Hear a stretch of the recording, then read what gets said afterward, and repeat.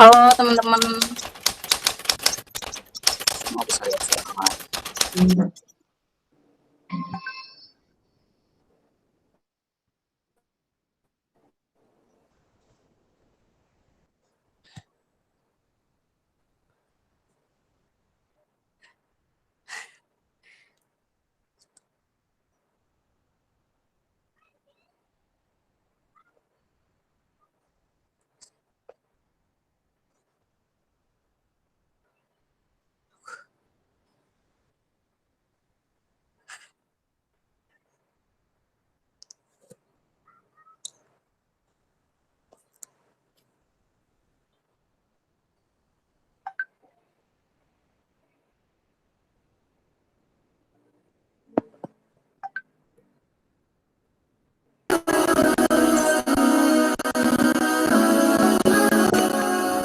Assalamualaikum warahmatullahi wabarakatuh.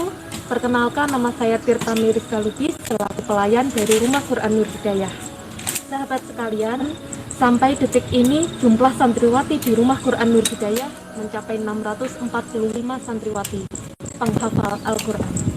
Namun dari awal kami masih terkendala karena pembelajaran masih secara online. Maka dari itu, kami mengajak sahabat sekalian untuk bersama-sama membangun rumah untuk para penghafal Al-Quran. Di lahan inilah insya Allah akan dibangun Rumah Quran Nur Hidayah, dan mohon doanya untuk sahabat sekalian agar proses pembangunannya segera terlaksana dan bisa memfasilitasi para penghafal Al-Quran. Sekian, terima kasih. Wassalamualaikum warahmatullahi wabarakatuh.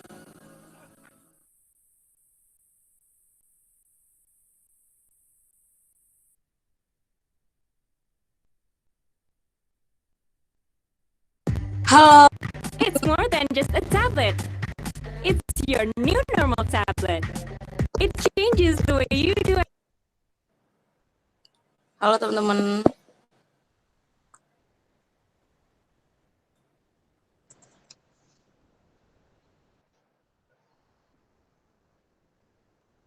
Ini berapa sih? Terlalu aku lihat.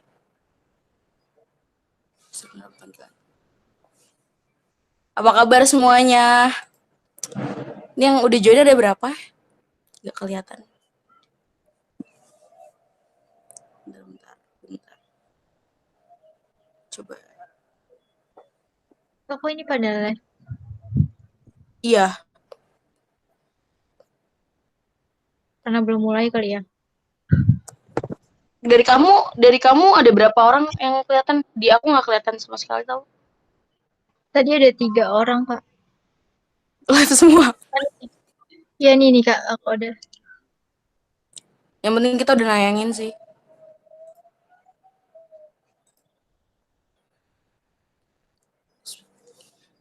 Soalnya 15.25 sudah mulai join Mas Alinya. Kita ramen di grup yuk. Halo, Assalamualaikum Kak Anissa.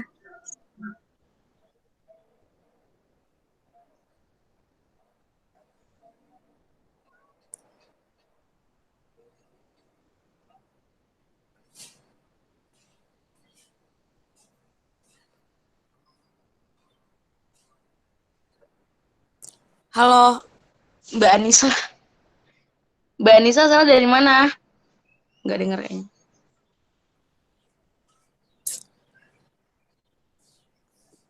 Bentar.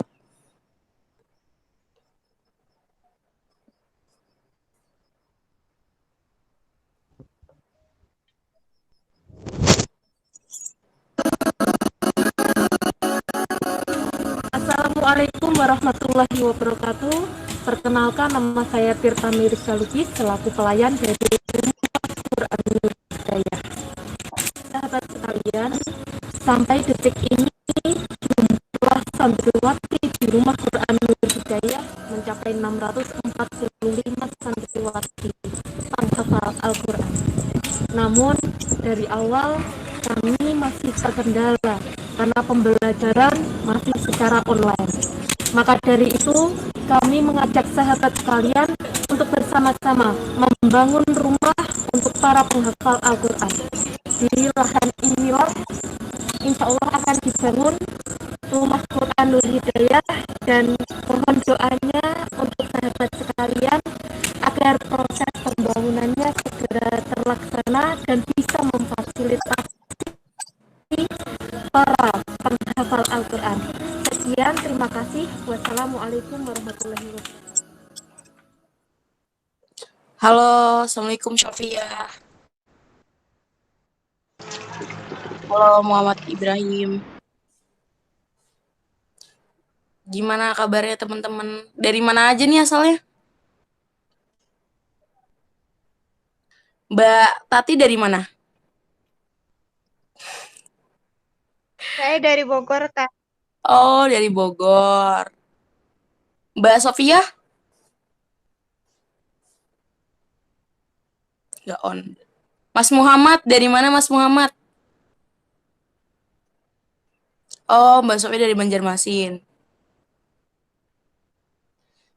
Kemarin udah ikut seminar yang kedua ya berarti ya? Kedua, yang pertama yang dari web series juga yang mari merefleksikan dan meresolusi. Keren, keren, keren.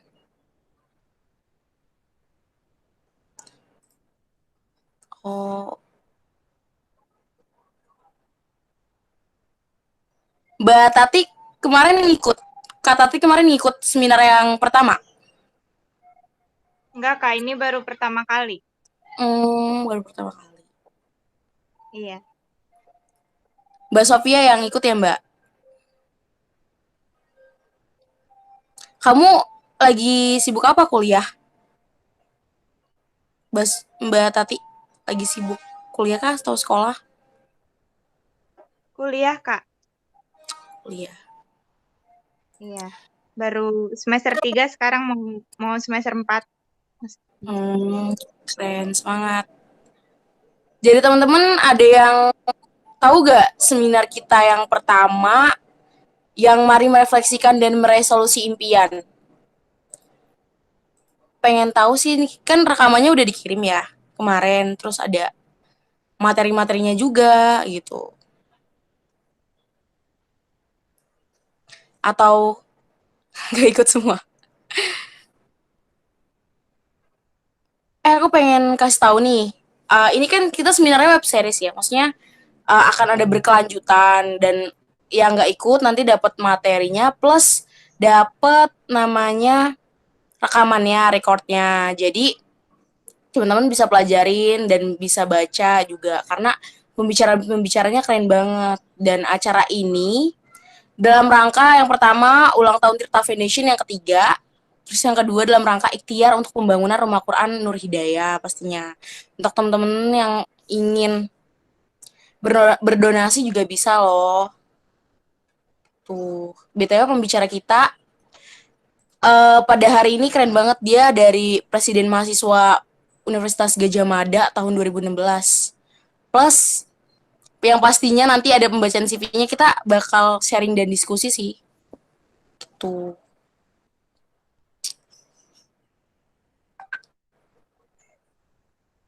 Teman-teman ada yang dari Semarang? Jawa Tengah, ada Jawa Tengah.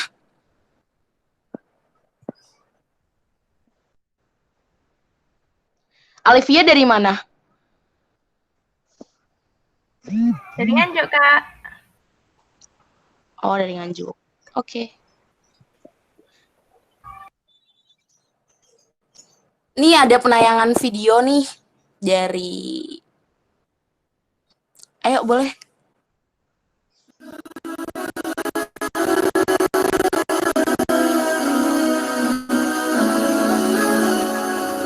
Assalamualaikum warahmatullahi wabarakatuh. Perkenalkan, nama saya Tirta Miriska Lubis selaku pelayan dari Rumah Quran Nur Hidayah. Sahabat sekalian, sampai detik ini jumlah santriwati di Rumah Quran Nur Hidayah mencapai 645 santriwati penghafal Al-Quran.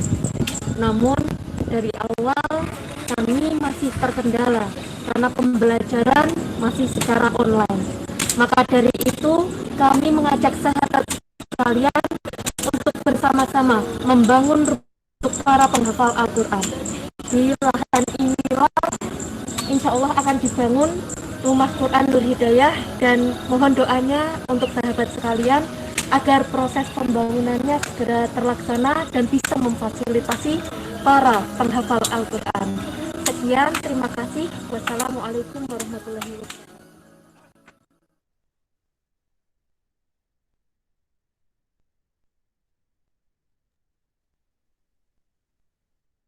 Oke, berikut tadi penayangan videonya teman-teman dari Rumah Quran Nur Hidayah tersendiri. Gitu. Dari teman-teman ada yang mau sharing nggak mengenai materi pertama dari webinar kita? Yang judulnya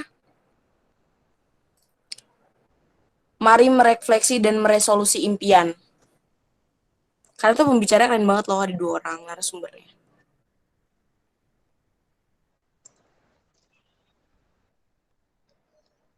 Mbak Belinda dari mana Mbak asalnya?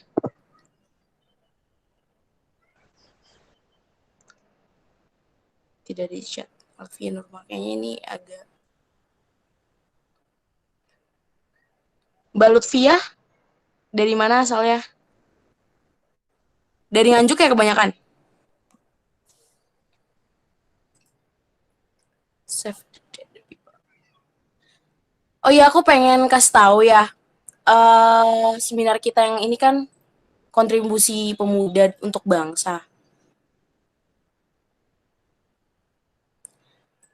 Kira-kira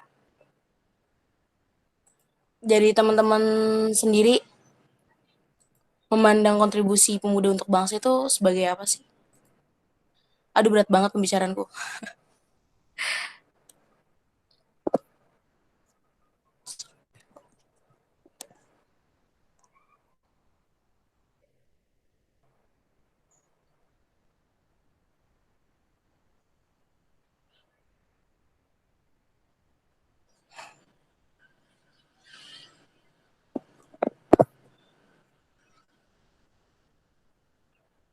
Halo teman-teman.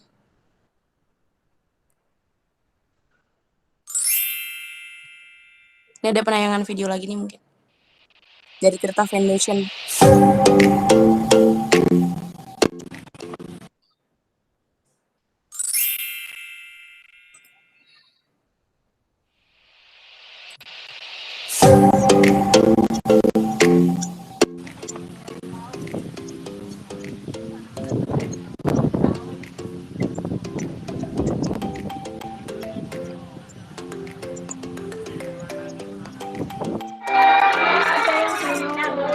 Yang belum siapa? Angkat tangan.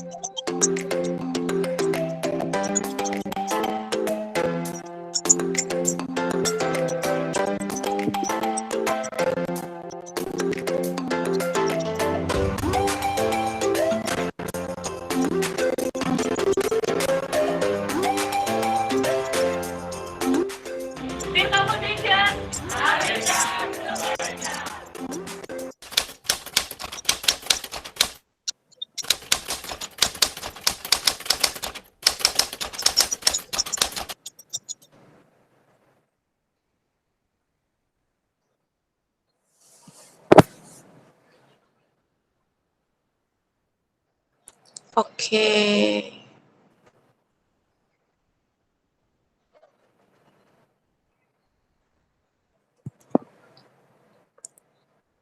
Selamat datang untuk teman-teman yang baru berjoin, baru bergabung.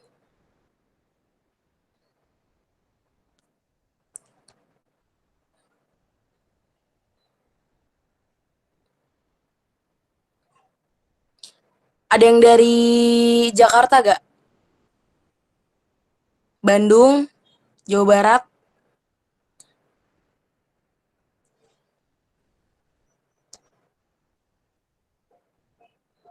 yang dari Nganjuk,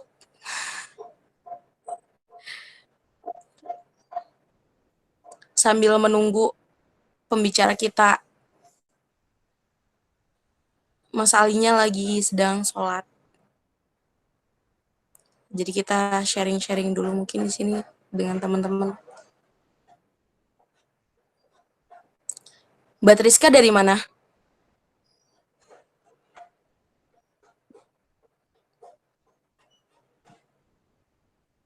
Mbak Triska PLB.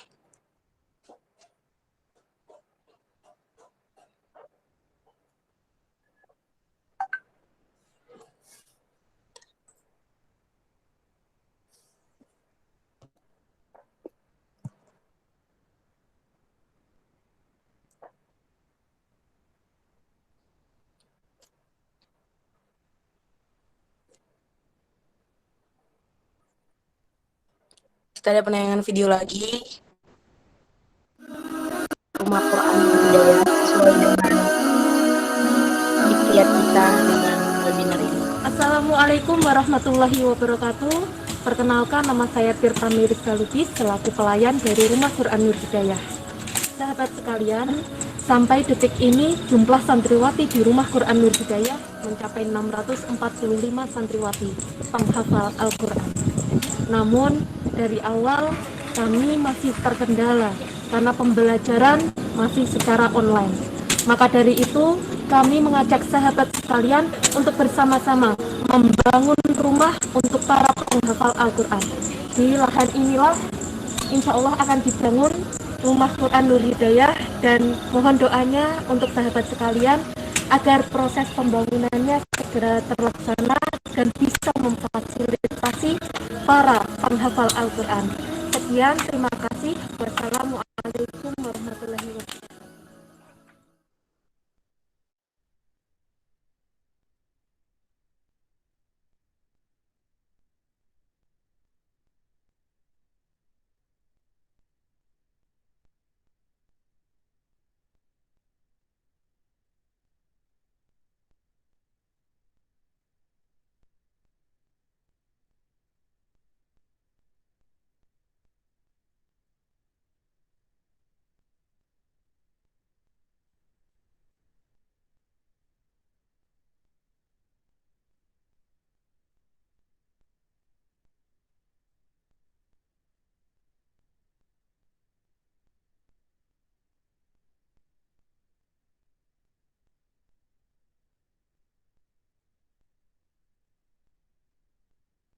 Bahagia sekali dan merasa bangga. Ternyata putra-putra dari Nganjuk bisa membawa hal kebaikan masyarakat dunia akhirat. Kesan untuk hari ini kegiatannya sangat seru sekali. Gimana kita bisa belajar bersama, kebersamaannya lebih terasa sekali pada hari ini. Kami sangat berterima kasih sekali bisa memberikan motivasi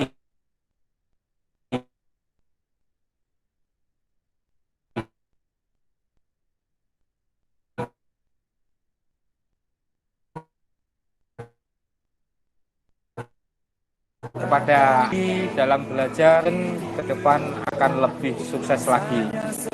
Terima kasih. Sayang untuk mengakhirinya.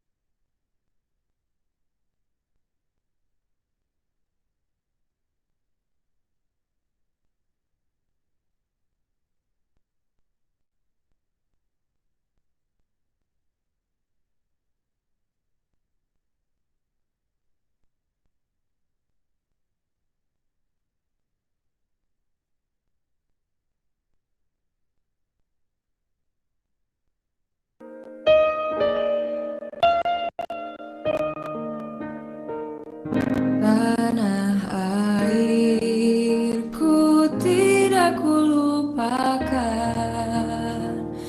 kan terkenang selama hidupku. Biarpun saya pergi jauh, tidak akan hilang dari kalbu. Tanahku yang ku cintai,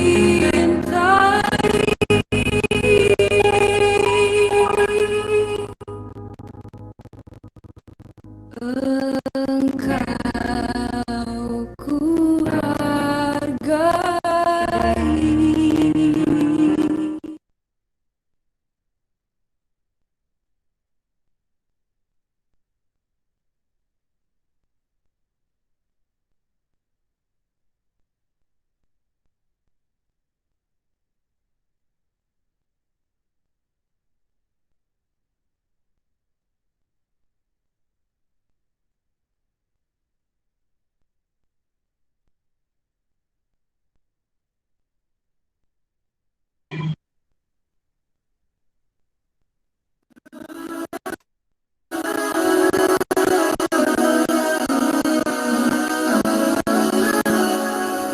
Assalamualaikum warahmatullahi wabarakatuh.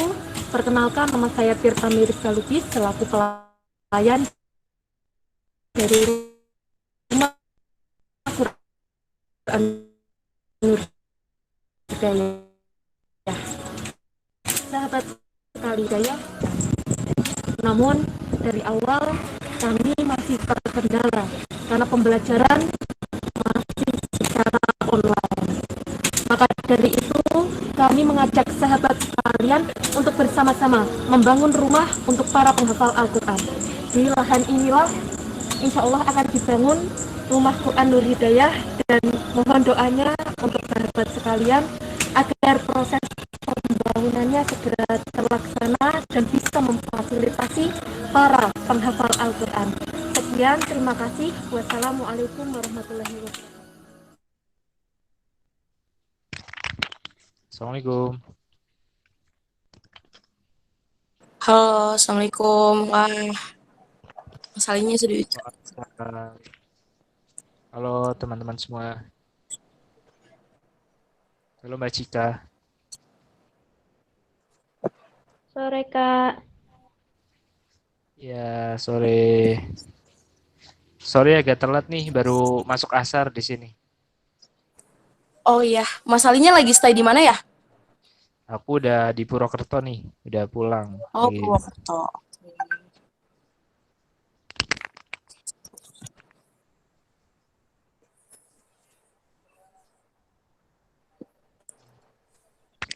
Ini aku izin matiin ini ya video, soalnya agak nggak stabil sinyalnya. Oke, baik Mas. Halo teman-teman, masalahnya udah bergabung bersama kita ya.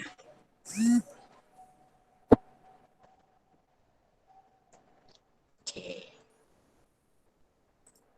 Aku langsung buka dulu ya teman-teman, sambil menunggu teman-teman kita yang lain untuk bergabung. Assalamualaikum warahmatullahi wabarakatuh. Perkenalkan, nama aku Cika Aprilia, aku dari Tirta Foundation Semarang, yang akan memandu jalannya diskusi kita atau sharing kita kali ini.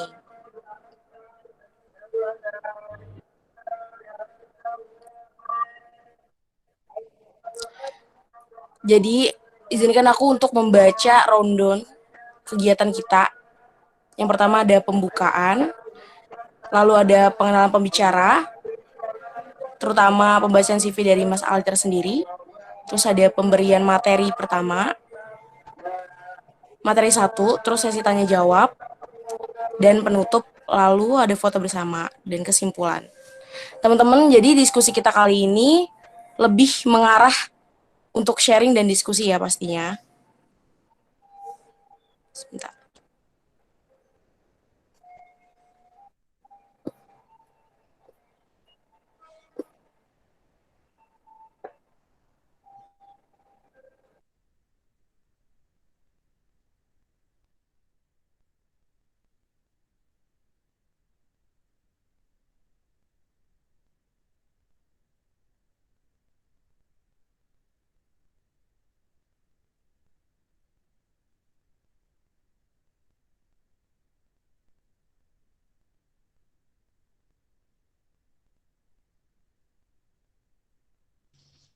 Oke. Kontribusi keberanian pemuda untuk kontribusi bangsa. Teman-teman pasti tahu kan? Setiap pemuda pasti punya solusi atau buah pikirnya masing-masing. Terutama ketika kita menginjak masa-masa remaja atau masa-masa transisi untuk menjadi dewasa. Terus juga bagaimana sih kontribusi pemuda untuk bangsa? Kadang kita sering berpikir gitu. Apa yang bisa kita berikan untuk bangsa kita sendiri tanpa harus memikirkan apa yang bangsa kita berikan kepada kita gitu kan. Terutama pembicara kita tersendiri nih Mas Ali. Boleh ditampilkan CV-nya? Karena aku sempet kayak terkejut dan keren banget gitu.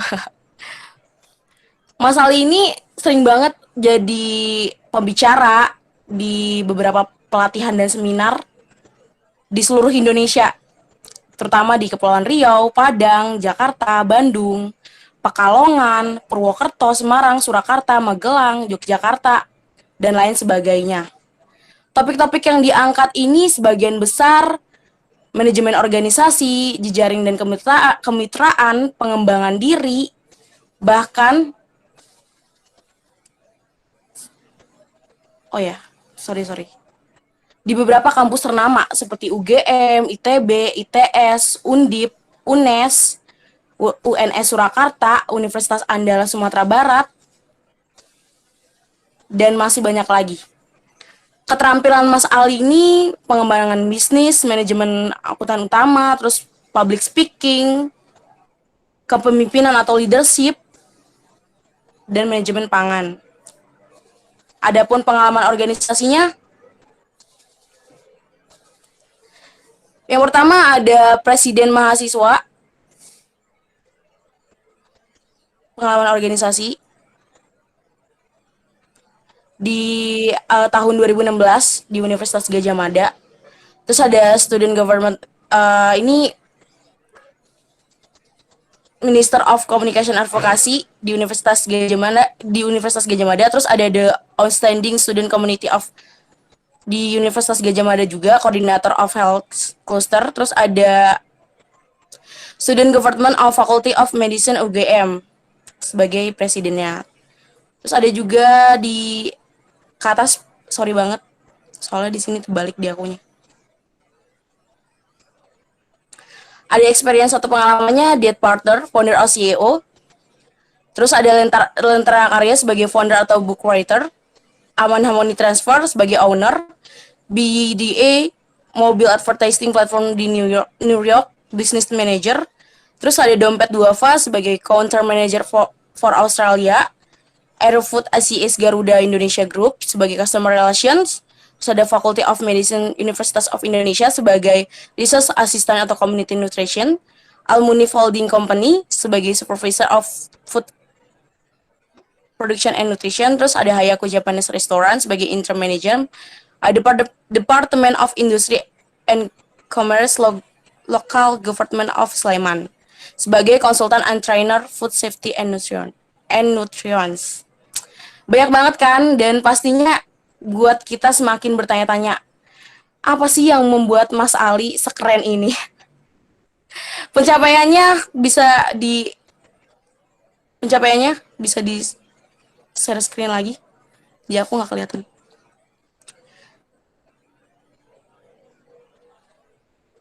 Pencapaian atau prestasi Mas Ali dari tahun 2014 hingga 2019.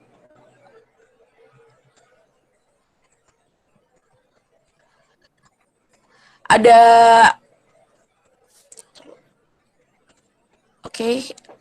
Greenwich Management College Certificate of Excellence for Understanding Performance. Terus ada Global Ideapreneur Week Startup Bootcamp di Social Media Influencer Award. Terus ada di Universitas di UGM sendiri top 10 sebagai mahasiswa berprestasi. Terus ada di Fakultas Kedokteran Universitas Gadjah Mada sebagai juara 1 The Most Understanding Student. Terus di Central Java atau sebagai duta bahasa di Jawa Tengah, penghargaan favorit. Keren banget. Lalu kita langsung ke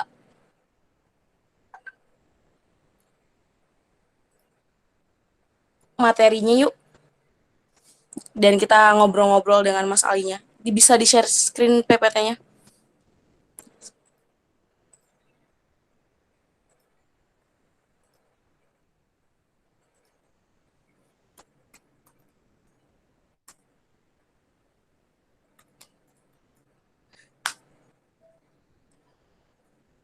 Untuk Mas Ali dipersilakan. Ya, Cika, terima kasih banyak buat Tirta juga dan juga teman-teman yang lain. Terima kasih banyak. Assalamualaikum warahmatullahi wabarakatuh. Selamat sore semuanya. Sebelumnya mohon maaf ya, ini agak situasi agak sedikit hujan, jadi mungkin koneksinya kurang stabil dan juga lagi sedikit pilek ya. Jadi mungkin agak bintang-bintang gitu suaranya. Di kesempatan kali ini aku diminta oleh teman-teman untuk sharing tentang peran pemuda dalam kebangsaan ya, peran sebagai bagian dari bangsa, peran bagian dari community seperti itu. Nah, makanya di awal aku kasih judul presentasi aku The Role of Youth in the Future Societies. Jadi peran pemuda di komunitas, di masyarakat masa depan gitu ya. Mungkin kita awali dengan next stage. Bisa dibuka next page-nya, presentasinya ya.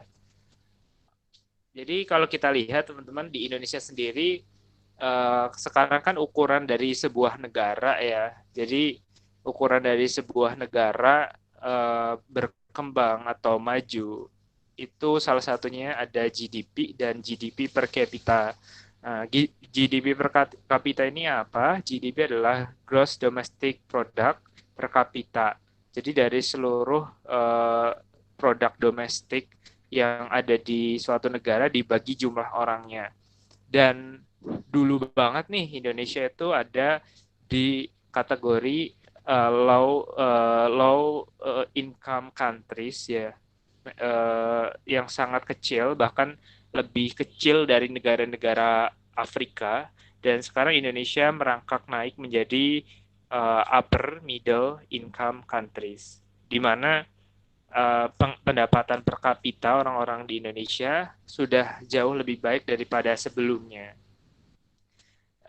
Tapi di sini teman-teman, sebetulnya kalau kita lihat, walaupun ada hal positif yang terjadi di Indonesia, kita juga masih menyaksikan kemiskinan di Indonesia itu sangat luar biasa.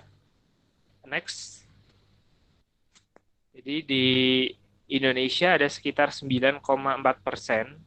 Jadi kalau sekarang penduduknya kurang lebih 260 juta, ada sekitar kurang lebih 26 juta orang yang hidup di bawah standar nasional kemiskinan ya, di bawah National Poverty Line, garis kemiskinan nasional. Dan ada dari mereka sekitar 4,3% yang setiap hari itu hanya bisa mengeluarkan atau daya belinya itu $1,9 Amerika. Itu berarti kalau sekarang sekitar berapa tuh? 1,9 itu berarti kurang lebih sekitar 30.000 ya teman-teman. Bayangin ya, 30.000 itu biasanya kalau teman-teman banyak yang mungkin buat uang jajan aja ya, buat beli boba, buat pulsa atau data aja nggak cukup gitu kan.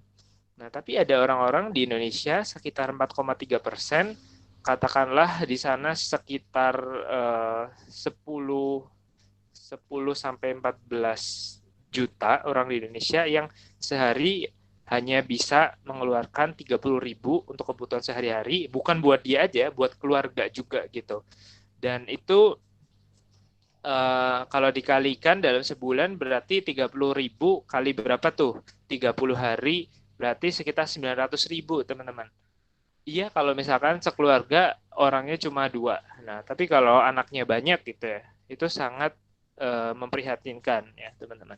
Jadi aku sih kepengin di diskusi kita berangkat dari realitas yang real di tengah kita, bahwa kita sebagai pemuda adalah bagian dari masyarakat. Jadi kalau kita berpikir tinggi dan jauh, kita mau melakukan perubahan-perubahan besar di bangsa ini dan seterusnya, ya kita memang harusnya memulai perubahan itu dari diri kita sendiri, terus kemudian next ke keluarga kita, dan next lagi ke lingkungan sekitar kita, dan itu bertahap seperti itu. Jadi just enjoy the step.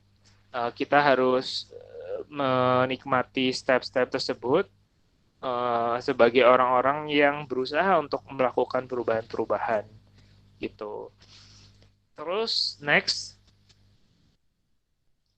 aku bilang bahwa pemuda itu jembatan ya antara masyarakat di saat ini, today society dan future society. Jadi di mana kalau kita lihat bahwa pemuda itu kan harapan bangsa ya. Kalau kata Soekarno, beri aku berapa? 1 pemuda, maka aku akan cabut berapa? Aku lupa deh istilahnya Soekarno. Jika masih ingat kata-kata Soekarno. Beri aku 10 muda akan kucabut semeru dari akarnya. Wes, akar-akarnya ya. Rontok ntar gempa bumi ya. Ya, jadi teman-teman, jadi pemuda itu bridge, jembatan dari current atau today's communities to futures communities. Pemuda di masa depan dan masa sekarang, komunitas di masa depan dan sekarang. Karena kita ada di usia yang sangat produktif. Jadi banyak hal ditentukan, perubahan-perubahan di masa depan sangat bergantung dari kita, gitu. Termasuk perubahan keluarga kita ya. Misalkan aku juga sangat mengapresiasi sekarang di Indonesia udah cukup banyak beasiswa ya. Jadi dengan beasiswa, misalkan dalam keluarga itu yang dulunya nggak berpendidikan, salah satunya kuliah dan kemudian mengangkat harkat keluarga, insya Allah semuanya akan di bagian keluarganya juga akan terbantu. Dan secara ekonomi naik dan secara keluarga juga akan meningkat gitu ya, harkat martabatnya seperti itu. Next, aku bilang secara singkat bahwa peran pemuda adalah renew, refresh, and maintain. Renew di sini adalah melakukan pembaharuan-pembaharuan yang sifatnya inovasi.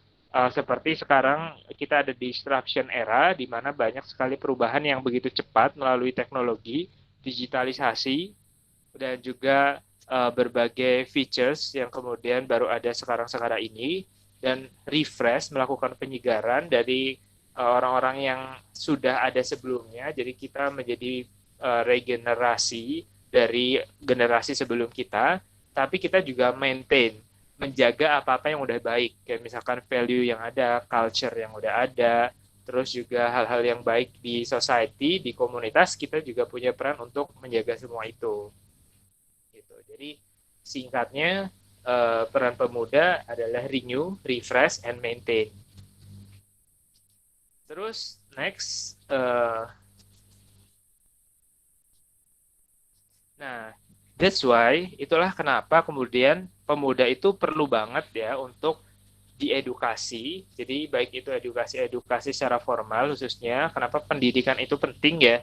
Kalau orang dulu itu ke perempuan, ngapain sekolah tinggi-tinggi? Toh perempuan itu akhirnya juga di dapur gitu ya. Nah tapi ternyata pendidikan itu bukan melulu soal perempuan atau laki-laki akan bekerja apa, tapi itu akan merubah pola pikirnya, akan memperbaharui dan memperbaiki keluarganya seperti itu. Nah, kayak misalkan otomatis akan berbeda banget ya ketika punya ibu yang kemudian dia sekolah atau berpendidikan tinggi dengan yang tidak sekolah seperti itu. Secara otomatis mereka akan diharapkan lebih bisa membimbing anak-anaknya seperti itu. Jadi menjadi orang terdidik, mau kita nanti pada akhirnya jadi apapun, itu menjadi satu hal yang sangat penting. Kemudian dibimbing, diberikan semangat, diberikan dorongan, diberikan advice, saran-saran, dan juga secara pikiran maupun sikap atau contoh seperti itu menjadi penting juga untuk seorang pemuda gitu ya. Itulah kenapa komunitas itu penting. Kayak Tirta Foundation bikin acara-acara kayak gini itu keren banget karena di sini bisa diskusi kita. Jadi saya sebagai orang yang sharing, kita juga nanti bisa diskusi kalau teman-teman ada hal-hal yang ingin didiskusikan gitu. Karena dengan seperti ini kita punya komunitas yang positif, komunitas yang baik untuk pengembangan diri seperti itu. Lalu kemudian next. Nah, ini saya ajak teman-teman untuk melihat data ya di slide selanjutnya. Di Indonesia sendiri itu ada sekitar, ini populasi di dunia ya, ada sekitar 65,3% itu orang di usia produktif ya, usia 15 sampai 64 tahun. Di mana usia produktif ini biasanya orangnya ciri-cirinya satu, dia punya kemampuan untuk menghasilkan, baik itu menghasilkan karya, menghasilkan uang, dan seterusnya. Yang kedua, punya daya beli yang lebih tinggi dibanding generasi yang lainnya, atau kelas usia yang lainnya. Nah, jadi di usia-usia ini adalah usia-usia yang kalau dibilang, kalau usia pemuda tuh ada yang bilang juga usia sekitar 15 sampai 30 tahun. Tapi kalau kita tambah lagi dengan usia produktif itu bisa sampai usia 64 tahun. Dan kalau dari data ini ada banyak banget di dunia, ada sekitar berapa? 7,8 ya. 7,8 juta ya populasi di dunia. Dan ini banyak banget teman-teman yang kemudian ada di dunia, padahal sumber daya kita sangat terbatas, makanan kita dan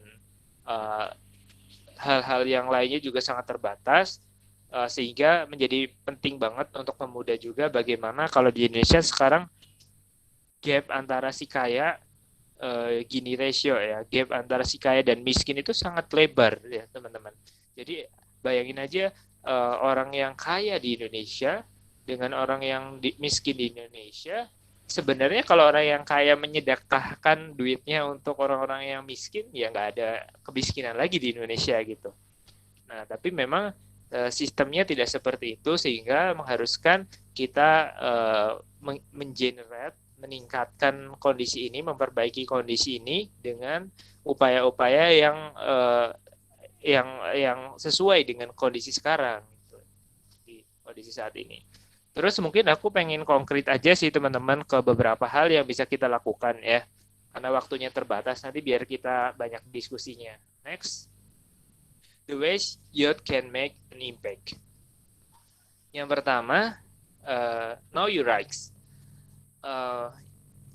Menjadi penting untuk tahu sebenarnya apa sih hak kita dan juga apa kewajiban kita. Karena di sana dengan seperti itu kita bisa tahu kira-kira misalkan di negara demokrasi setiap orang punya hak untuk mengemukakan pendapat sehingga kita tidak perlu takut ketika kita berbeda pendapat dengan orang lain. Nah, walaupun di Indonesia sekarang juga cukup memprihatinkan ya, mulai ada represi dan seterusnya dengan orang yang berbeda pendapat dan seterusnya. Tapi penting banget teman-teman untuk mengetahui sebenarnya apa sih hak kita sebagai warga negara, hak kita sebagai manusia, dan seterusnya. Termasuk bagaimana kita punya hak memilih, terus juga setiap orang, setiap anak punya hak baik itu di negaranya maupun secara internasional untuk diperlakukan sama. Bagaimana orang itu equal, setara, dan seterusnya. Itu penting banget sih. Nah, itu bisa kita dapatkan dari membaca. Terus yang kedua, learn about local issues. Ini penting banget supaya kita tuh melek ya dengan kondisi yang ada. Jadi ya dengan cara apa? Dengan baca. Jangan baca. Kadang-kadang boleh lah nonton YouTube atau nonton TV gitu. Cuma better baca. Isu apa sih yang lagi update sekarang, masalah yang ada di sekitar kita, sehingga kita tuh nggak kurang update, nggak kudet, dan kita juga bisa kira-kira walaupun kita mungkin belum bisa take action, belum bisa ngelakuin apa-apa, tapi setidaknya kita paham dengan masalah yang sedang ada gitu ya. Gitu. Terus yang selanjutnya, next, ya ketiga speak out. Bagaimana kita speaking your mind, baik itu online melalui sosial media ataupun offline melalui pertemuan-pertemuan atau rapat ya. Kalau di mahasiswa atau di siswa itu kan ada OSIS, ada BEM, ada organisasi-organisasi yang kita bisa berbagi ide dan saling mengemukakan pendapat di sana. Dan sekarang juga gampang banget ada sosial media dengan like, share, itu juga salah satu cara kita untuk speak out. Kita bisa mengemukakan pendapat, menyampaikan pendapat kita, bagaimana sebenarnya ide kita, gagasan kita, dan apa yang kita inginkan dari komunitas gitu. Jadi kita punya keleluasan yang sangat luar biasa untuk menyampaikan apa pendapat kita. Yang keempat yang bisa kita lakukan adalah networking, bagaimana kita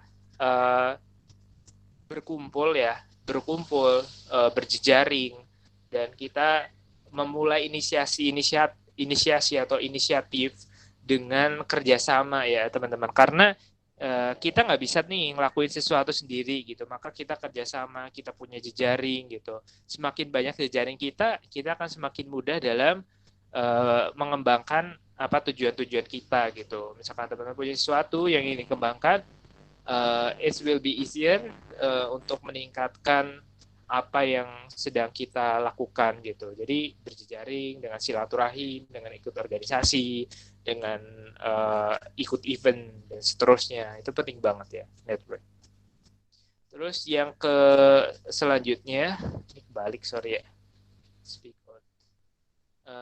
Ini kebalik sorry. Terus yang kelima, spread the word. Bagaimana kemudian kita menyebarkan ide kita, misalkan lagi ada pemilu nih, ternyata ada perbedaan-perbedaan yang ditutup-tutupi atau hal-hal yang masih perlu dicerdaskan gitu ya di masyarakat. Nah, kita sebagai pemuda juga punya peran itu gitu, karena masyarakat di Indonesia kan banyak juga yang belum terdidik sehingga belum tahu, belum melek informasi. Kebanyakan kayak banyak juga yang masih mendapatkan suatu menelan mentah-mentah, misalkan dari Facebook, dari YouTube atau dari manapun. Oh ya udah kayak gini benar, ya udah berarti ini benar gitu. Nah padahal nggak semua informasi itu benar gitu. Ini yang keenam aku lewatin, lupa soalnya. Terus yang ketujuh, host a youth summit, kayak teman-teman ikut acara-acara kepemudaan yang kayak conference, terus misalkan ada United Nation model United Nation, terus ada acara exchange, terus acara-acara yang kepemudaan, teman-teman bisa hadir dan mengemukakan pendapat di sana, bisa sharing ideas-nya, terus juga baik itu di sekolahan atau local organization, terus juga teman-teman bisa menyampaikan perbedaan perspektifnya dan termasuk juga kepentingannya yang berbeda juga gitu.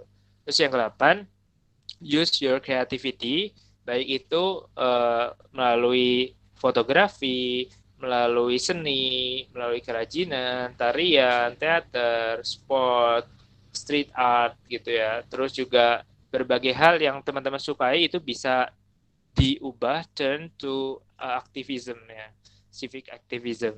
Jadi sebenarnya kalau teman-teman suka vlogging gitu, itu juga bisa untuk sarana teman-teman melakukan perubahan-perubahan kecil, kayak misalkan memberikan motivasi ataupun meliput sesuatu sehingga terekspos suatu masalah, atau teman-teman menyampaikan pendapat di muka umum, itu bisa banget gitu ya, dengan seni atau lukis atau apapun yang teman-teman bisa.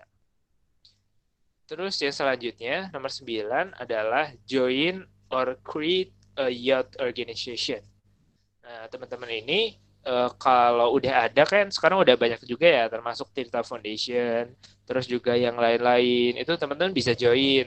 Tapi kalau teman-teman mau bikin sendiri juga bisa-bisa aja gitu loh. Ketika misalkan nggak ada yang di bidang itu, teman-teman punya ide, teman-teman bisa bikin gitu. Jadi lakukan perubahan dari hal-hal yang bisa teman-teman lakukan dan dengan bersama-sama, jangan sendirian gitu. Terus yang ke-10, be an inspiration. Believe in yourself and follow your passion. Passionate yet will change the world. Jadi kayak ketika kita jadi orang-orang yang percaya dengan diri kita dan yakin dengan apa yang menjadi passion kita akan bisa melakukan perubahan-perubahan, dimulai dari perubahan kecil dari diri kita, dari keluarga kita, dari komunitas kita, dan seterusnya gitu. Jadi kita terinspirasi dan kita menginspirasi orang. Itu sih simpelnya. Jadi ada beberapa hal nih yang bisa kita lakukan, tapi karena temanya itu besar banget ya, melakukan perubahan di bangsa, di negara gitu. Tapi kita bisa melakukan perubahan besar itu dari perubahan yang kecil, kayak misalkan kita perubahan diri kita, dari kebiasaan kita, terus keluarga kita. Apa sih yang bisa kita tolong dari keluarga kita? Apa sih yang bisa kita bantu dari lingkungan kita yang mungkin ada yang kotor dan seterusnya. Misalkan ada yang tinggal di dekat sungai dan sungainya kotor banget. Gimana sih untuk mengadvokasikan itu gitu ke misalkan ke pemerintah daerah dan seterusnya gitu. Anyway, aku juga mau share ini sih sebenarnya video. Cuma boleh sih kalau mau tanya jawab dulu. Nanti sambil aku share video. Ya Mbak Cika mungkin ada dulu yang pengen ditanyakan. Mas Ali enaknya mau share video dulu atau tanya jawab dulu? Tanya jawab dulu boleh. Ini aku lagi buka-buka videonya sih. Ya. Berarti aku close dulu ya sambil ini. Terima kasih untuk Mas Ali, berikut PPT-nya keren banget. Yang pastinya kita tahu ide-ide dan peran-peran apa yang bakal kita lakuin sebagai pemuda. Sebelumnya aku juga pengen ingetin nih,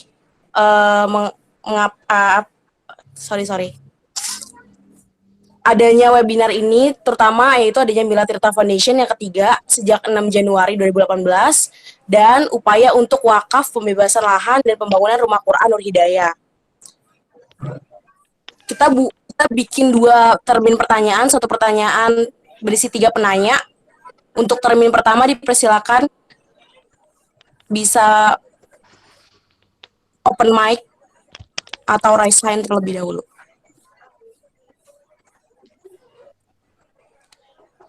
Untuk teman-teman yang ingin bertanya materi yang sudah oke, dipersilakan untuk dipersilakan. Saya Kak.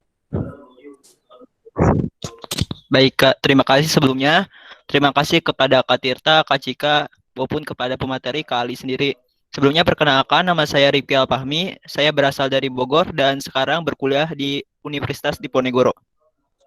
Jadi saya ingin mempertanyakan mengenai role model youth today and youth future gitu.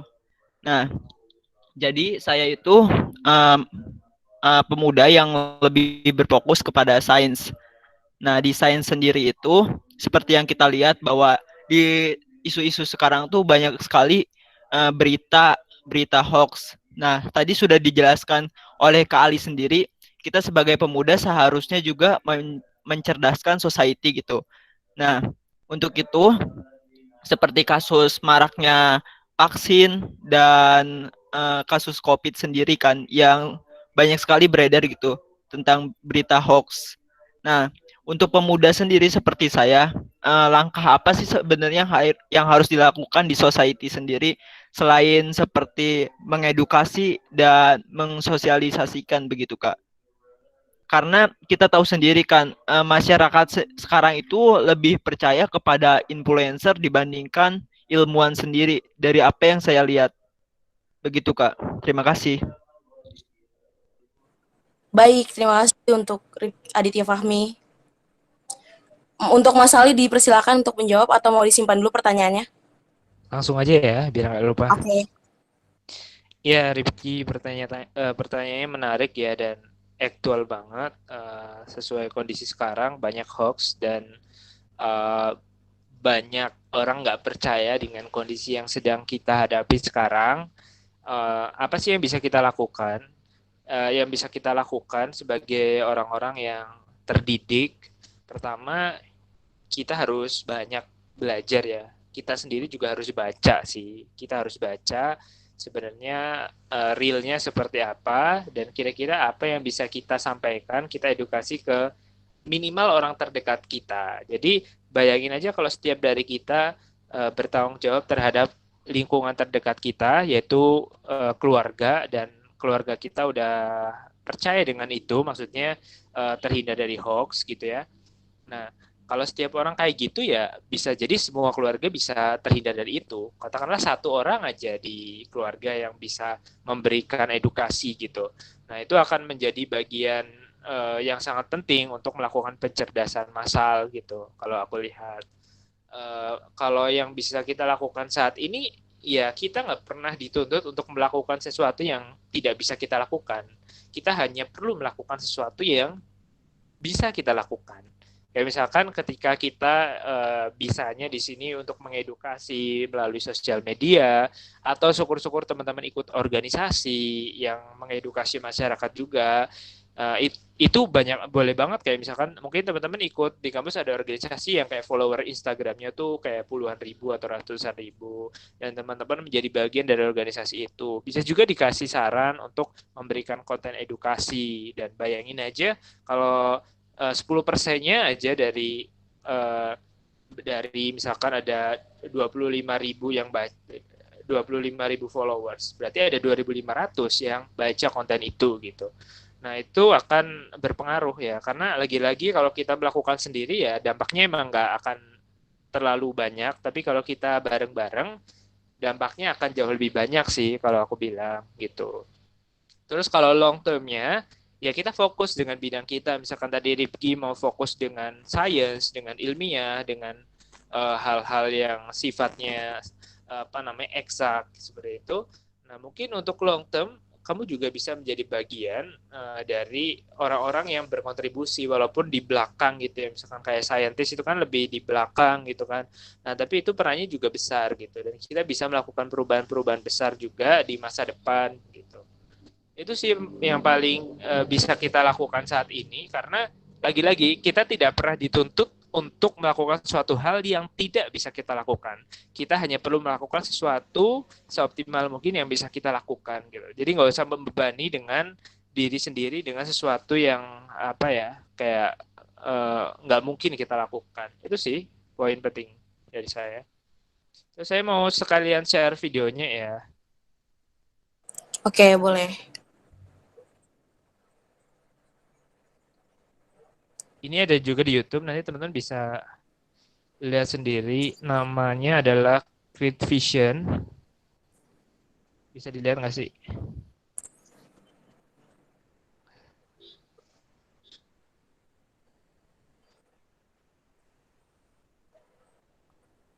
Nggak ada suaranya tapi ya.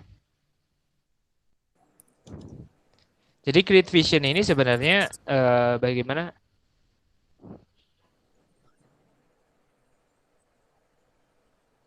Nggak terdengar suaranya, atau mau kita share screen ini, Mas, dari link YouTube-nya? Nggak apa-apa deh, kayak gini aja. Sebentar. Oke.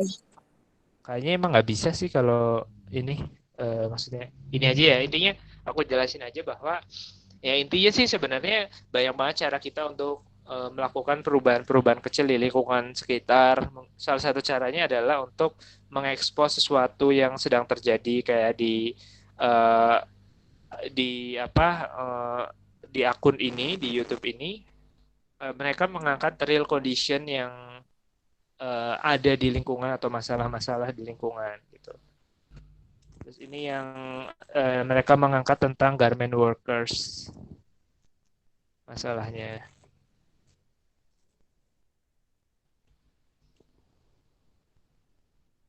Ini nggak ada ini, tapi bisa dibaca itunya kali ya, apa namanya?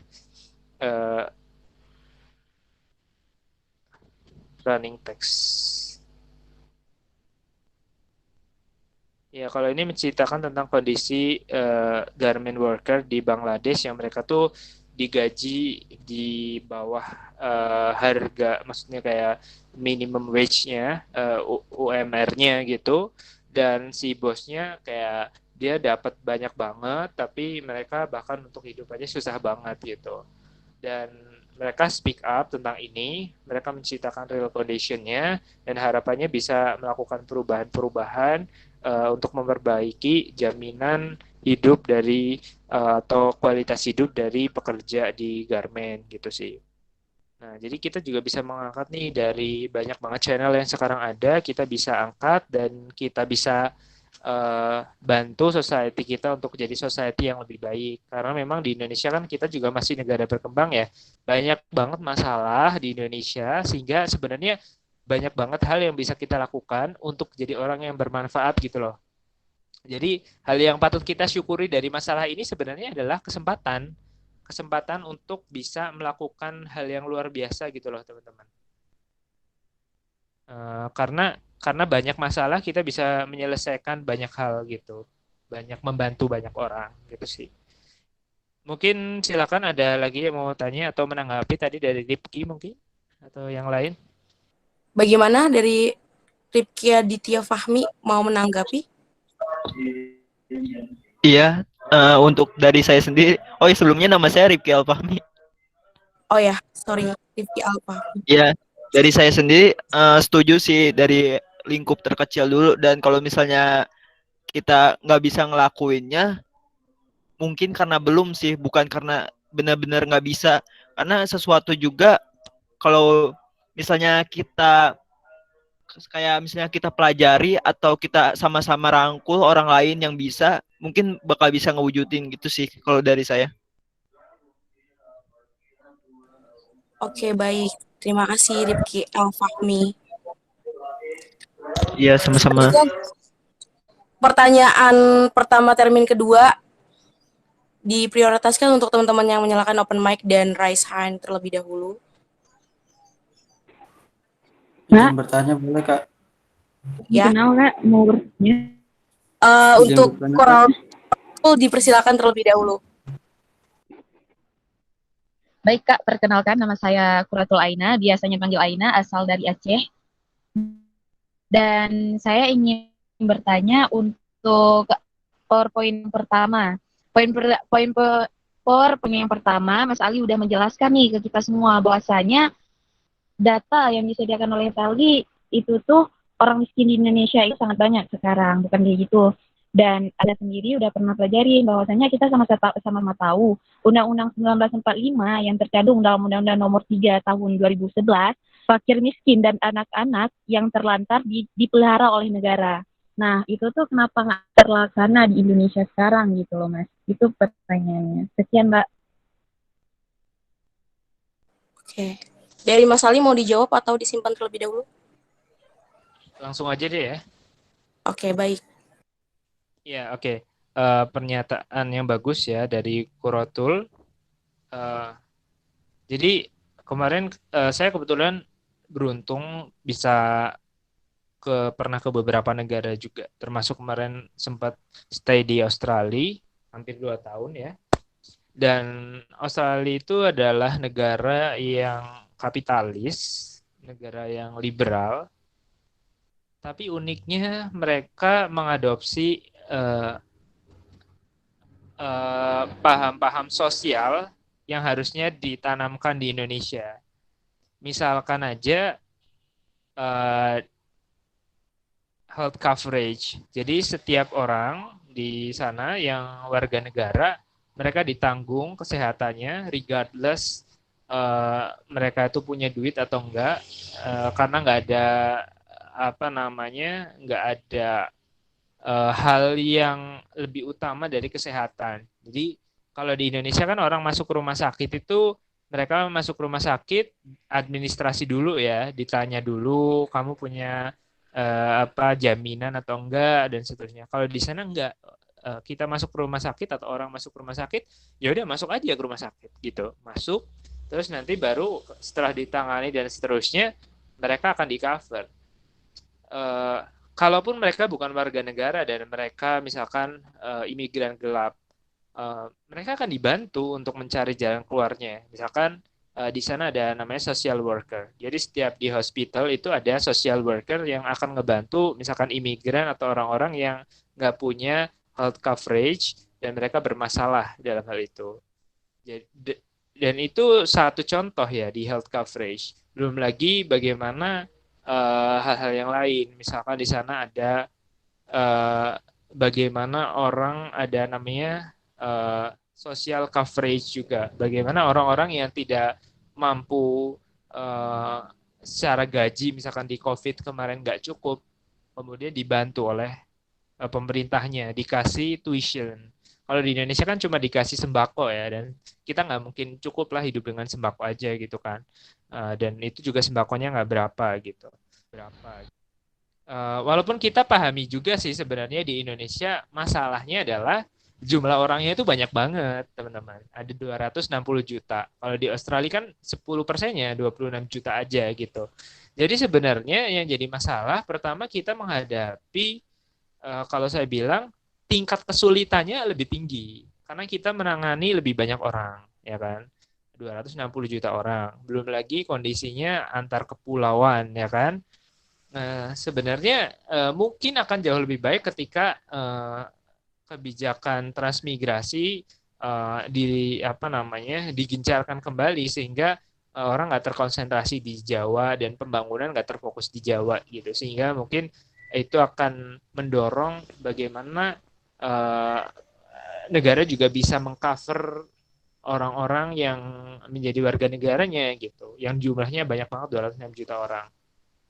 Selain itu juga kita tahu lah, maksudnya birokrasi kita di sisi lain juga masih ribet, terus juga masih banyak korupsi dan seterusnya. Jadi katakanlah ya kalau bisa dibilang nggak ini ya, maksudnya kita masih mengalami banyak banget masalah dan tantangan itu. Tapi ya kita lagi-lagi bagian dari masa depan dari bangsa ini, dan aku rasa nanti ketika kita punya peran-peran tertentu, harapannya kita bisa mengambil peran sebaik-baiknya gitu. Jadi makanya aku selalu bilang mulai dari diri sendiri, mulai dari keluarga gitu. Karena aku bilang tadi ya, kita nggak mungkin melakukan satu hal yang yang besar ketika kita nggak selesai dengan diri kita sendiri gitu loh. Gitu. Misalkan gimana kita mau mikirin negara ini atau orang lain ketika kita nggak selesai dengan diri kita, dengan keluarga kita gitu. Makanya itu penting banget sih teman-teman untuk mulai perbaikan itu dari diri, dari keluarga dan seterusnya. Itu sih mulai kalau dari saya. Oke, baik. Terima kasih untuk Mas Ali. Untuk Mbak Koratul ada sanggahan atau mungkin tanggapan? Baik, terima kasih Mbak. Terima kasih Mas Ali, sangat luar biasa pertanyaannya dan memang sangat benar. Dan saya sangat setuju ya kalau misalkan berarti tatanan negara kita sendiri yang belum tertata dengan rapi untuk mengatur rakyat Indonesia. Terima kasih Mas Ali, terima kasih Mbak Cika. Sama-sama. Ya, selanjutnya Mas Satria yang tadi ingin bertanya dan sudah raise hand, dipersilakan untuk open mic. Iya, terima kasih Kak. Izin bertanya, penduduk usia muda di Indonesia itu kan bisa dibilang cukup besar. Nah, sebagian dari mereka ini menyukai game online sampai menghabiskan waktu berhari-hari. Ini tanggapannya bagaimana Kak dengan keadaan sekarang ini Kak? Ya, oke, Satria. Terima kasih banyak ya pertanyaannya. Bagus juga terkait kondisi sekarang orang pada suka main game online gitu ya. Kalau saya pribadi, kalau ditanya ya, main game online boleh nggak sih sebenarnya? Saya bilang boleh sih main game online. Cuma yang nggak boleh adalah bermain game online dengan berlebihan gitu. Karena itu akan jadi masalah buat diri kita sendiri maupun orang-orang di sekitar kita. Misalkan buat diri kita sendiri ya kita jelas akan membuang banyak waktu untuk hal-hal yang tidak produktif ya kan. Dan juga untuk orang lain gitu ya, mereka mungkin akan terganggu dengan apa yang kita lakukan. Misalkan seharian kita nggak ngapa-ngapain gitu kan, padahal di rumah. Nah, kayak orang yang di rumah pasti sebenarnya nggak senang juga gitu kan. Jadi kalau saya bilang dengan kondisi yang sekarang ini main game online berlebihan ya sangat tidak bagus gitu ya. Kalau saran saya sih sebetulnya kita scheduling itu hal yang bisa kita lakukan. Jadi kayak misalkan kita ada agenda untuk main game, itu bisa kita agendakan. Tapi ya udah kayak kita agendakan setengah jam gitu atau paling lama 1 jam atau kayak gimana terserah teman-teman. Dan itu pun nggak tiap hari juga gitu. Dan kita agendakan hal-hal yang lain juga. Jadi memang kita udah slotkan waktunya ketika kita harus kerja, harus belajar, harus refreshing, harus ikut ngaji atau yang lainnya juga kita ada agendakan gitu. Nah, jadi itu sih kalau pendapat saya dengan game online, boleh tapi jangan berlebihan gitu. Baik, terima kasih atas jawabannya Mas Ali. Untuk Mas Satria ada sanggahan atau mungkin tanggapan lain?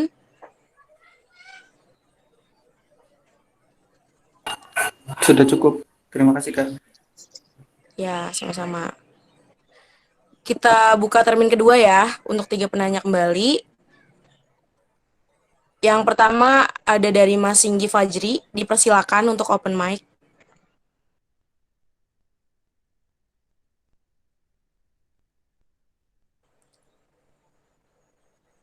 Oke. Kita cari penanya lain untuk teman-teman. Untuk teman-teman yang ingin bertanya dipersilakan untuk open mic atau open video atau raise hand terlebih dahulu. Saya boleh bertanya lagi tidak ya, Kak?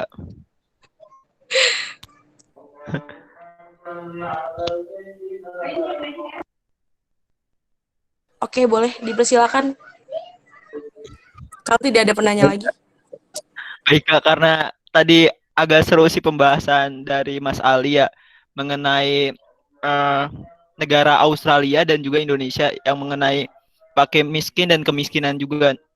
Nah, tadi tuh agak sedikit disinggung mengenai imigrasi, di mana harusnya tuh pembangunan secara menyeluruh merata gitu, nggak cuman di Jawa. Cuman ada sedikit paradoks di kepala saya gitu setelah mendengar kata-kata tadi, di mana kita tahu sendiri gitu, hutan di Kalimantan itu semakin tahun semakin berkurang dan sebenarnya tujuan pemerintah itu untuk pembangunan. Nah, kira-kira gimana tanggapannya mengenai hal tersebut?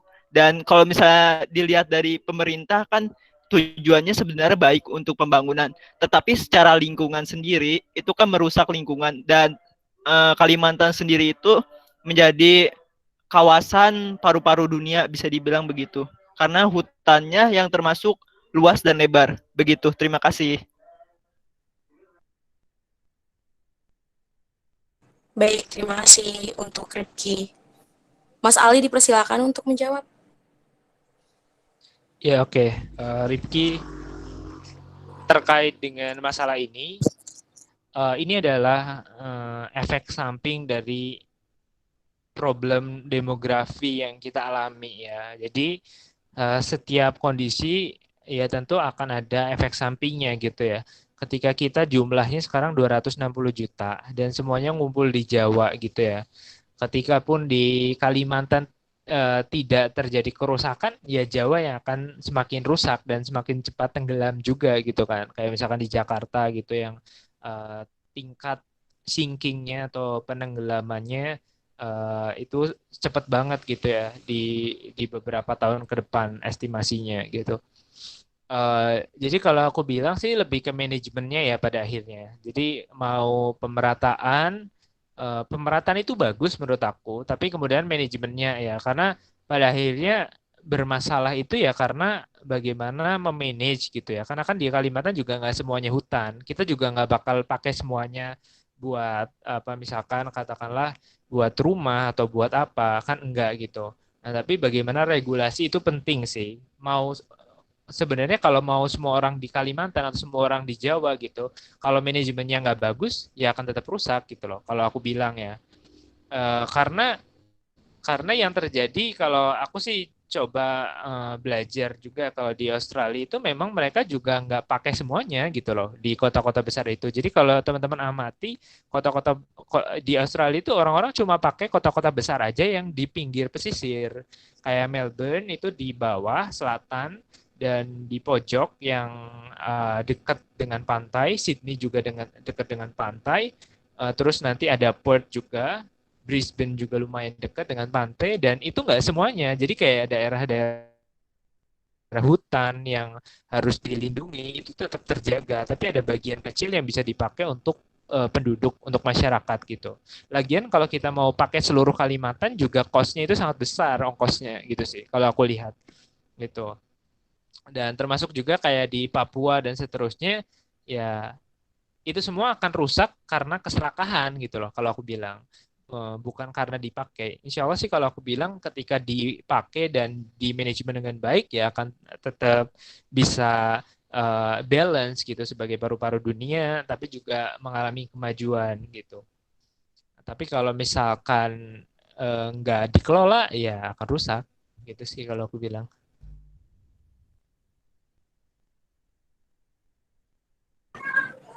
Oke. Terima kasih atas jawabannya, Mas Ali. Untuk Ripki, Elfami, gimana untuk jawabannya? Ada sanggahan atau tanggapan? Sudah tidak ada, Kak. Cukup puas. Oke.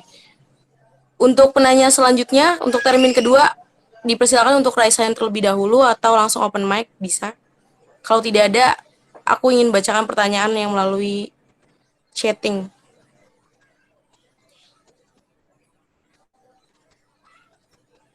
Oke, aku bacakan ya, Mas. Karena tidak ada. Ya, silakan. Dari Singgi Fajri, karena katanya lagi di warnet terus sinyalnya jelek banget. Oke. Singgi Fajri izin bertanya, gimana caranya untuk meyakinkan diri sendiri tentang hal dari diri kita yang kita rasa belum punya pengalaman dan potensi untuk punya posisi pada suatu jabatan. Misal, jika saya diajukan oleh pengurus organisasi sebelumnya untuk jadi ketua organisasi, padahal saya merasa masih belum pantas dari teman-teman yang lain.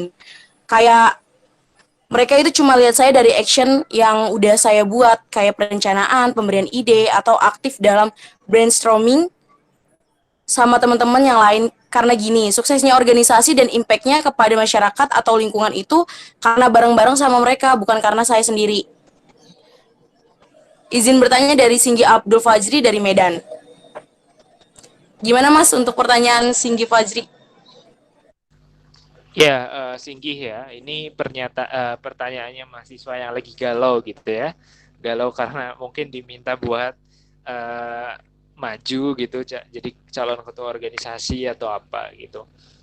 Ya, kalau saya bilang sih ya, Fajri, Singgih, di mahasiswa, ketika teman-teman kuliah, ketika teman-teman masih sekolah, semuanya itu proses pembelajaran gitu.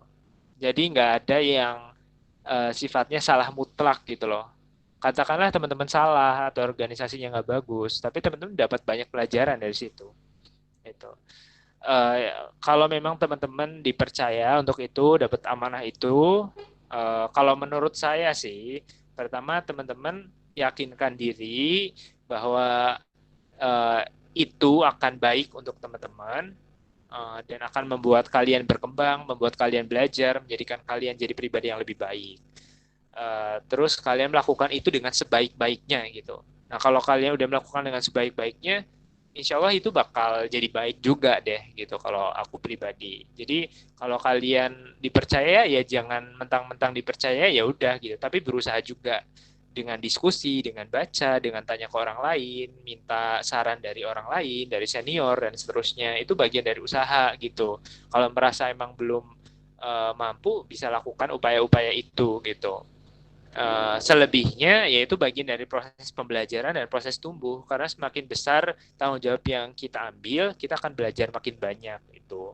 Dan jangan lupakan juga kepercayaan orang tua untuk kuliah, untuk sekolah, dengan nilai-nilainya dan seterusnya, karena itu juga kepercayaan. Itu sih kalau saran saya. Jadi mumpung mahasiswa, mumpung masih sekolah, belajar sebanyak-banyaknya dari manapun, dari kelas, dari organisasi, dan dari apapun. Itu sih, jangan berpikir bahwa apa namanya, kalau salah gimana dan seterusnya. Ya kalau salah kamu belajar dari kesalahan itu gitu. Dan toh semua orang juga pernah melakukan kesalahan, dan dari kesalahan itu kita belajar gitu loh. Oke, baik. Terima kasih Mas Ali pertanyaannya. Atas jawabannya. Untuk Mas Singgi Fajri, mungkin karena sinyalnya ya lagi di warnet. Semangat terus. Oke, penanya terakhir dipersilakan. Yang ingin bertanya boleh melalui open mic atau open kamera atau raise hand terlebih dahulu.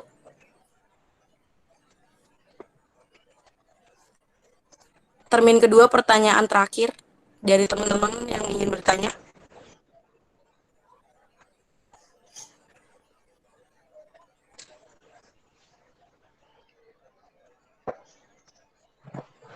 Ayo teman-teman. Kalau tidak ada, aku mau bacain kesimpulan dan nanti closing statement dari Mas Ali tersendiri. Termin kedua, pertanyaan. Oke. Mbak Kuratul boleh open mic.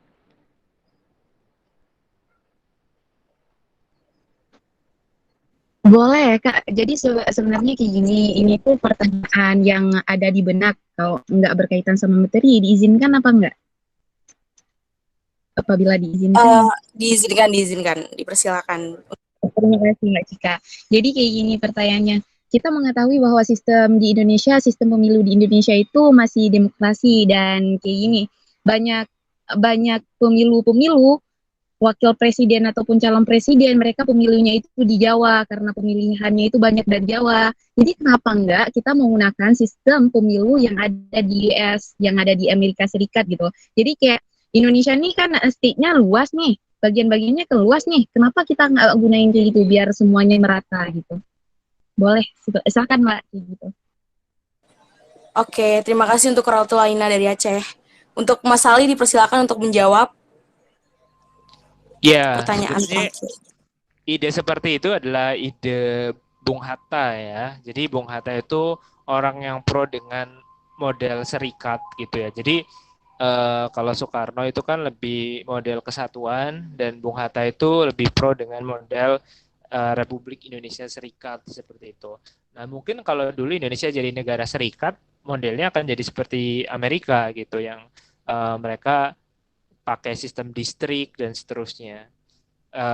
Tapi karena kita kondisinya sekarang kesatuan, dan pun sebenarnya nggak real juga, maksudnya apa ya, kayak unik ya, kita sebenarnya presidensial tapi parlementer ya, karena kalau presidensial murni ya mereka nggak perlu butuh syarat apa namanya persen angka apa partai di parlemen untuk nyalon presiden. Setiap orang boleh nyalon presiden, regardless mereka tuh partainya dapat kursi atau enggak di parlemen gitu.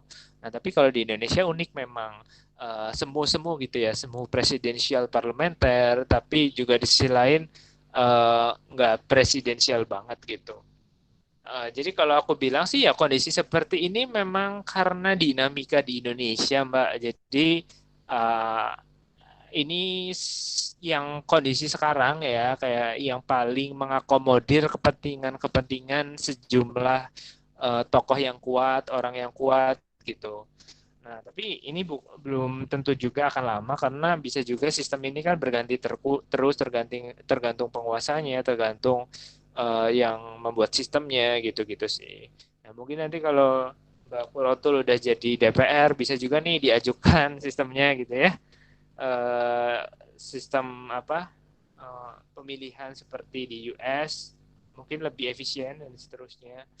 gitu. Tapi ya lagi-lagi pertimbangan politik dan seterusnya itu penting juga sih Mbak, karena ya kalau itu jadi serikat, Jawa tidak lagi menjadi penentu dalam persaingan eh, di dalam pemilu gitu, karena setiap pulau itu punya ini ya, punya skor dan seterusnya gitu. Setiap provinsi punya scoring, itu gitu sih. Itu mungkin dari saya. Baik, terima kasih atas jawabannya Mas Ali. Dari Kuratul ada sanggahan atau tanggapan? Enggak, Mbak. Syukran kasiran, maksudnya terima kasih banyak, banyak. Thank you very much, Mas Ali, Mbak Jika. Terima Ya. kasih kembali.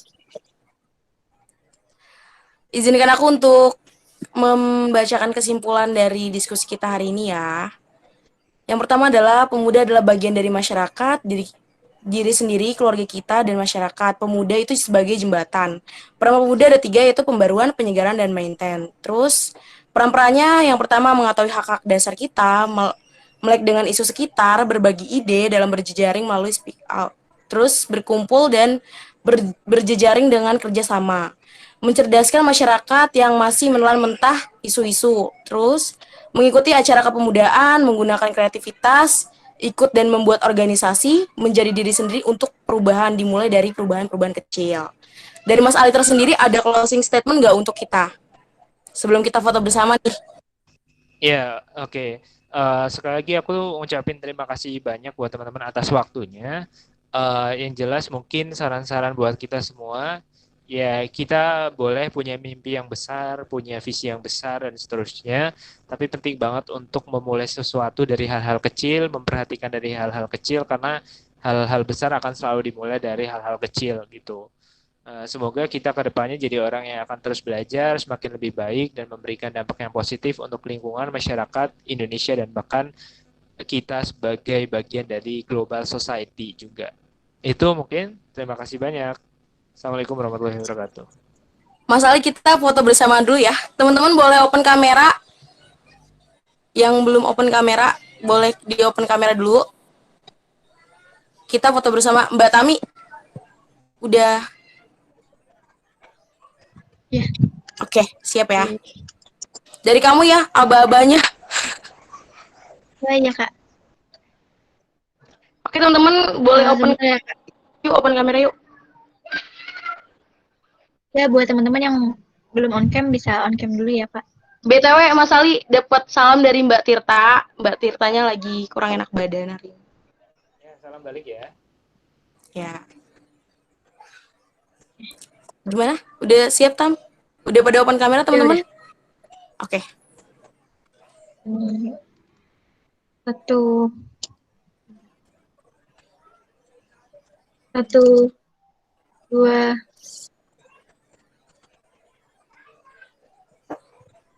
Tiga. Lagi? Gaya bebas mungkin. Tegang banget.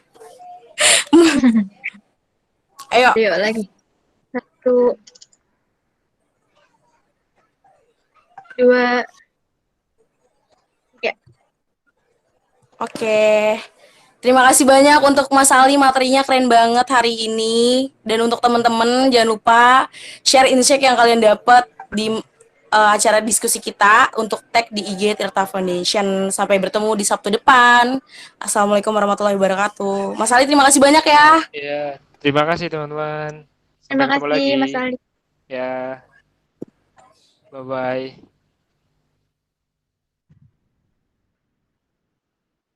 Terima kasih teman-teman semua.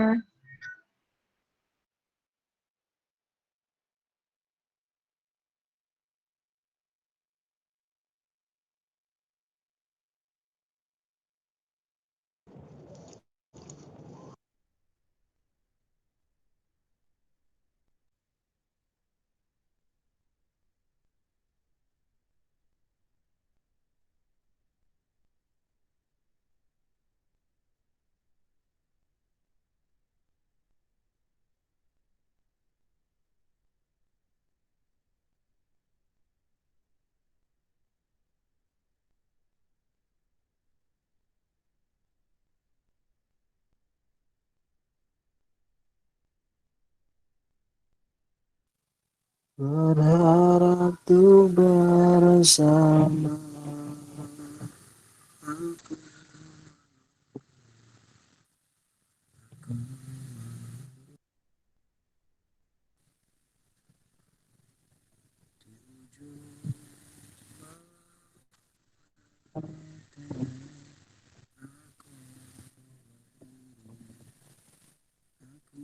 Mohon